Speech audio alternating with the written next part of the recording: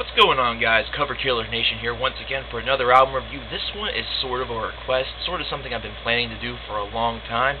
And I noticed that I've been doing a lot of albums that kind of pissed me off a little bit, kind of got me a little bit high anxiety and raged up and everything like that. And it's my birthday tomorrow, so I kind of want to listen to something good.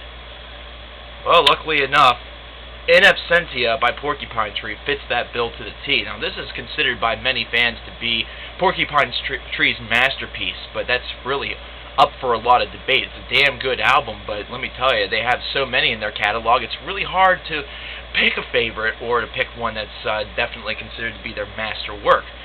So, In Absentia was released back in 2002. And this really marked a definite change in their sound somewhat, because if you listen to a lot of their 1990s, early 2000s material, there's still a very dreamy state to this music. It's still very psychedelic rock influenced a little bit. A lot of people still said that they were the next incantation of Pink Floyd, which is something that Steven Wilson wasn't exactly a huge fan of. But if I had to sit down and interview with the guy, I would say just accept it as a compliment and just consider your work to be something complementary to what they're doing, as well as evolving it to the next level. Now, I know some of you guys asked me to review some Pink Floyd. Don't worry, I have something in the works. But at any rate, let's talk about In Absentia. In Absentia is a 12-track affair, 13 if you have the special edition, and it was one of these really unique albums that came out that really was seen as a hybrid of sorts, considering this is a band that's always considered a lot to be progressive rock, and really only having twinges and touches of metal, along with the psychedelic rock, and sort of like dancey nature to it. It's really hard and difficult to explain some of the stuff they've done in the 1990s. But this was the album where this band really turned a little bit more towards the progressive metal front, where it was a little bit heavier in some places, but at the same time it had and still exhibited a lot of the classic Porcupine Tree elements. First thing that fans really noticed and really geared them towards this progressive metal genre change was Blackest Eyes. It starts off incredibly heavy. This is something that's kind of become a staple of theirs, that their albums are definitely to start off a little bit heavy or to really set a tone.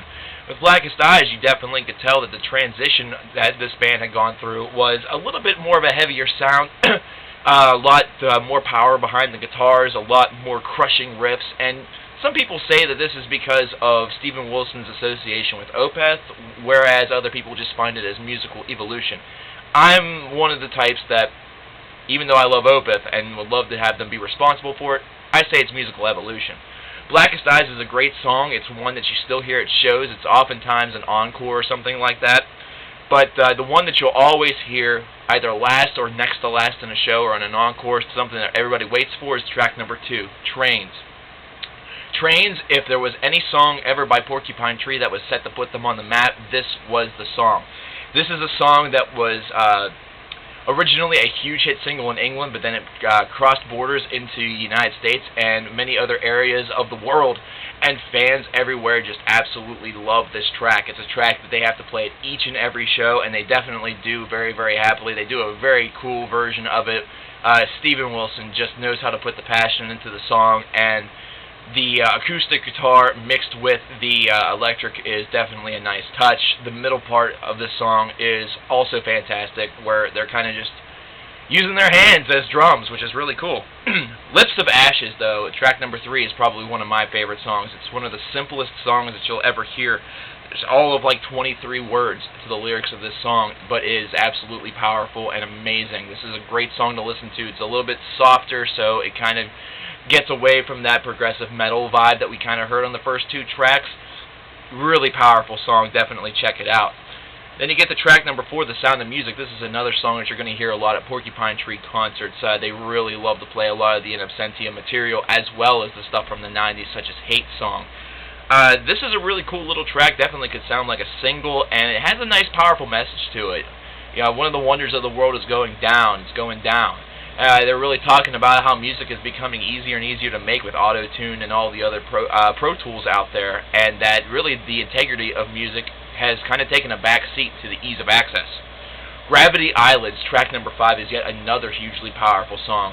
This one is a song kind of 2 characters. The beginning part, which is extremely soft, extremely dreamy, kind of like the Porcupine Tree of old, and then the end where they just go off in the progressive metal style.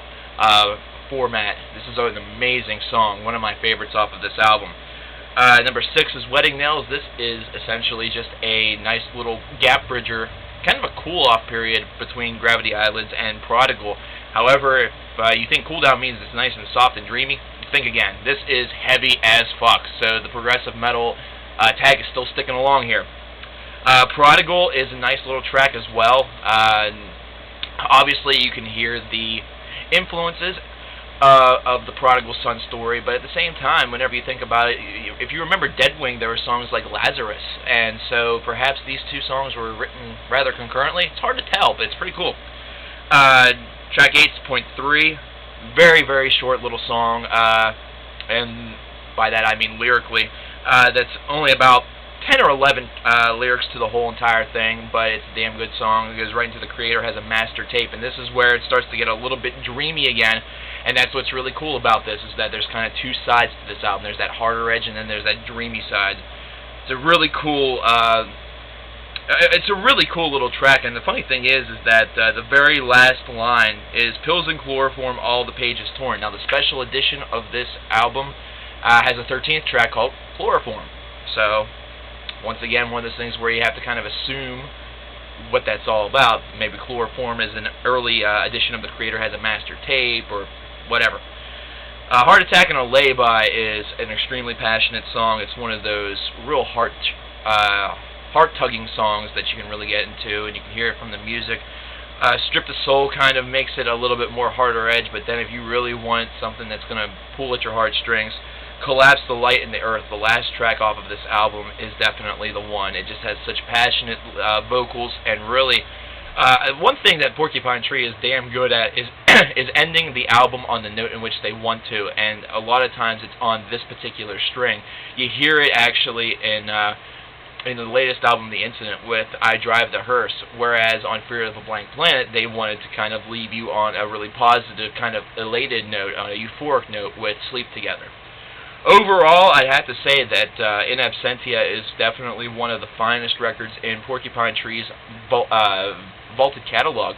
And it's one of those records that really is a transition of sorts for this particular band. They started to experiment with much harder sounds, and at the same time found renewed success in doing the formula that helped them achieve moderate success before. Trains is definitely not a huge progressive metal song by any regard, more of a progressive rock song, but it's the one that seems to have touted them the most positive accolade. Now, as a whole, to start off the 2000s, this is definitely one of the best albums that you're going to find. 2002 is definitely a good year for Porcupine Tree. They, of course, achieved renewed success, and this album was definitely the reason why. So definitely check out In Absentia by Porcupine Tree. And don't worry, guys, the anger will return soon. And definitely check out the channel for updates on whenever the blog TV is going to be, because it's coming. Believe me, guys.